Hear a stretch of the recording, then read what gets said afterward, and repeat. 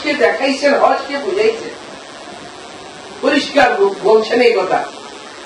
তোমরা নামাজ জানতে চাও, তাইলে আমি যেভাবে নামাজ পড়ি এইভাবে নামাজ, আমারই যেভাবে নামাজ পড়তে দেখছো এইভাবে পড়। আমরা কিন্তু ইসলামকে দেখছি, এই দেখছেন কারা দেখছেন? তাই আমার নামাজ পড়তে হইলে, আমার রোজা রাখতে হইলে, আমার হজ করতে হইলে, আমার প্রত্যেকটা আমল করতে হইলে, আমার ব্যবসা বাণিজ্য, আমার দোকানদারি, আমার কৃষিকাজ, আমার দুনিয়া পরিচালনা, পরিবার পরিজন কাজ করতে হইলেই আমার কার কাছে যেতে হবে? সাহাবায়ে কেরাম। কারণ তারা এটা দেখছে যে রাসূল কারীম সাল্লাল্লাহু আলাইহি ওয়াসাল্লাম কি করে। আমি এটা দেখি না। সাহাবায়ে কেরামের দেখার মধ্যে ভুল ছিল না। সাহাবায়ে কেরাম রাসূল সাল্লাল্লাহু আলাইহি ওয়াসাল্লামকে সামনে রাখতেন।